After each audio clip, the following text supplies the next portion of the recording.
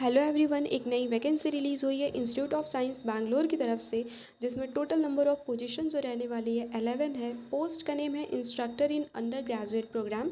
सो यहाँ पे bachelor of science research के लिए डिफरेंट डिफरेंट डिसिप्लिन्स के जो कैंडिडेट्स हैं वो अप्लाई कर सकते हैं, जैसे biology, chemistry, engineering, earth and environmental science and physics. So यहाँ पे जो पोस्ट रहने वाली है टोटल 9 है for bachelor of science research के लिए। अगर किसी कैंडिडेट के पास अगर ये इसेंशियल क्वालिफ़िकेशंस नहीं है तो भी इस पोस्ट को अप्लाई कर सकते हैं। इस पॉइंट को मैं आगे डिस्कस करती हूँ। सो यहाँ पे फ़िलहाल में जो दे रखा है इसेंशियल क्वालिफ़िकेशंस, आपकी पीएचडी होनी चाहिए रेलिवेंट डिसिप्लिन में, और 2 साल का आपके पास पोस्ट पीएचडी एक्सपीरियंस होना चाहिए। और एज लिमिट जो दे रखी है आपकी 35 होनी चाहिए, और अकॉर्डिंग टू गवर्नमेंट नॉर्म आपको एज रिलैक्सेशन दिया जाएगा, जैसे आपका एसटी एससी और ओबीसी एनसीएल के लिए दिया जाता है। सैलरी आपकी यहाँ पे रहने वाली है 54,000 पर मंथ प्लस एचआरए है।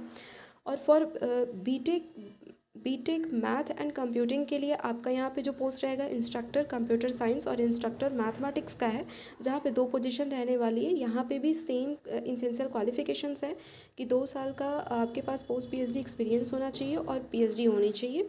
और आपको यहाँ पे एज लिमिट भी 35 दे रखी है, एंड 54,000 पर मंथ आपका सैलरी प्लस एचआरए दे रखा है।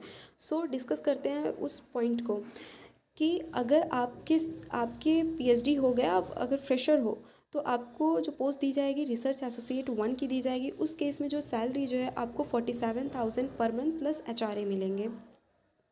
और अगर आपका PhD plus 1 year post PhD experience है, 1 साल का आपके पास पोस्ट पीएचडी एक्सपीरियंस है, तो आपको डेजिनेशन जो मिलेगी रिसर्च एसोसिएट की मिलेगी, जिसमें आपको salary 49,000 per month plus HRA मिलेगी।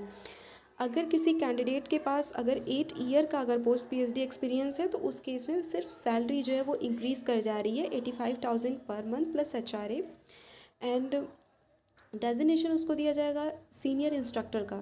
तो जैसे कि मैंने बताया था कि इंजीनियरिंग बैकग्राउंड के लिए बैचलर ऑफ साइंस में अगर किसी के पास पीएचडी नहीं है तो भी इसको ये अप्लाई कर सकता है। तो उस कैंडिडेट के पास एमई एमटेक होना चाहिए, तो उस केस में उसको पोजीशन जो मिलेगी प्रोजेक्ट एसोसिएट 1 की मिलेगी। अगर आपके पास क्वालिफिकेशंस है नेट गेट का तो आपको 31,000 पर मंथ प्लस एचआरए दिए जाएंगे।